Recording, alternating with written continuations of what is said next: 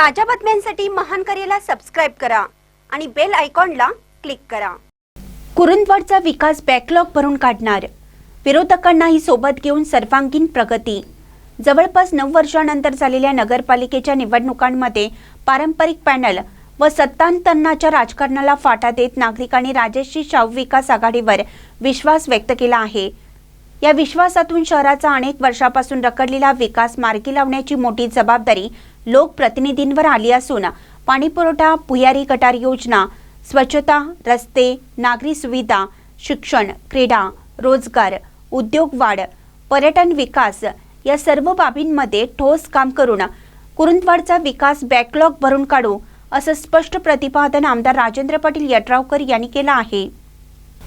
कुरुंदवाड नगरपालिकेच्या नूतन नगराध्यक्ष व नगरसेवकांच्या पदभार स्वीकार समारंभात ते बोलत होते।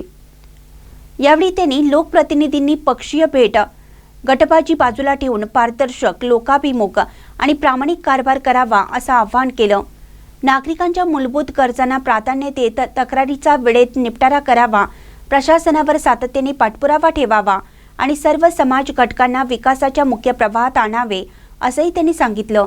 शहराच्या हितासाठी विरोधकांनाही सोबत घेऊन काम करणं हीच खरी लोकशाहीची ताकद असल्याचं त्यांनी स्पष्ट केलं आहे।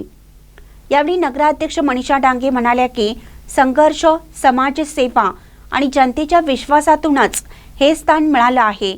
पुढील 5 वर्षात जाहीरनाम्यातील प्रत्येक बाब प्रत्यक्षात उतरवून विकासाभिमुख व पारदर्शक कारभार केला जाईल अशी ग्वाही त्यांनी दिली। आमदार यड्रावकर यांच्या सहकार्याने निधी आणून कुरुंदवाडमध्ये ठोस बदल घडून आणू असंही त्यांनी नमूद केलं आहे। कार्यक्रमास राजश्री शाहू विकास आघाडीचे पदाधिकारी, नूतन नगरसेवक, नगरसेविका व नागरिक मोठ्या संख्येने उपस्थित होते। महानकरे न्यूजसाठी कुरुंदवाडहून आनंदा शिंगे।